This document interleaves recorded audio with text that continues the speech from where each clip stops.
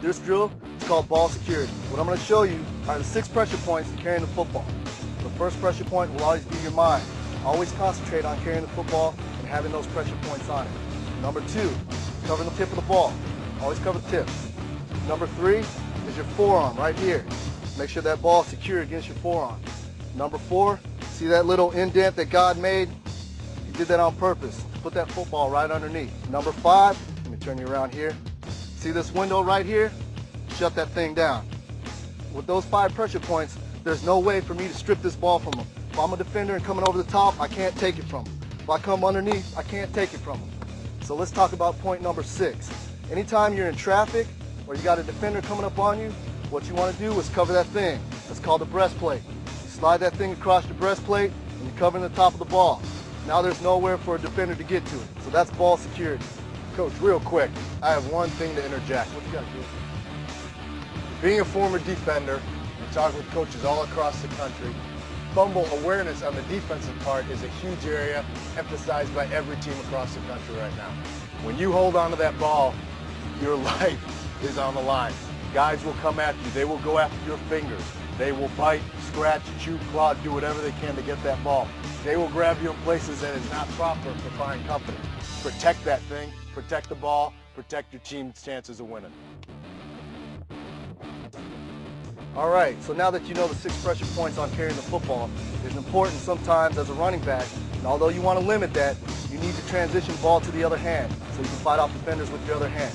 Okay, so the way to do this, by keeping your pressure points on all the ball at the same time, all you're going to do, slide to the breastplate, just like you are. Forearm over the top, okay? This is important. Over the top, this arm should never go underneath and take the ball. Transition, over the top, forearm on the ball. Now it just slides right in that. Now you got your 5 pressure points at all the time. Still there, still working, okay? So he's going to transition back here. There you go, pressure points on it all the time. So now he's just going to practice, keep transitioning, pick up the speed a little bit. Now you're going to do is practice. Pick up the speed, transition. There you go. Good job, good job, good job. Good work. This drill is called the zigzag. As a running back, it's important for us to be able to change directions properly. What this drill is going to show you is how to change directions by having a proper alignment and cutting the other direction. So what the running back's going to do here is plant, okay? And if you take a look, the proper alignment is toes, knees, chin, all in vertical alignment. So if I was to stick a rod right through his head, it'd come out his chin, go right through his knee, and go down through his toes. You don't want to get your feet too far out. That's going to cause you to slip. You don't want to get them too far inside. That's going to cause you to topple over. And you don't ever want to plant on your inside foot. So as you can see here, this vertical alignment is perfect. This is going to maximize his effort and his push in the other direction.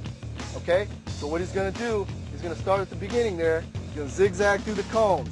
Every time he uses a cone, he's going to plant and go the other direction, transitioning the football every time, keeping the pressure points on the ball at all times. So here we go. Plant. There you go. Transition. Plant. Perfect.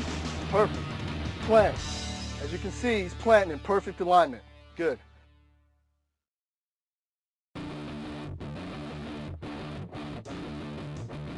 Okay, this drill is called limp shoulder. This is kind of an inside trick on some of the tools on how to avoid defenders on the sideline. When you feel trapped, defenders like to use the sideline as another defender to try to push you out of bounds. Here's some ways how we can get rid of a guy who's not trying to push you out of bounds.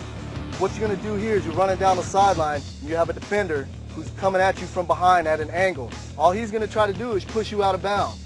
Okay? What we're trying to do is not let him do that. All you're going to do is drop a limp shoulder. Okay? Take that away from him. Let him run out of bounds as you continue on upfield. You'll recover and score. So what we're going to do is our running back is going to be running down the field, coming up the field.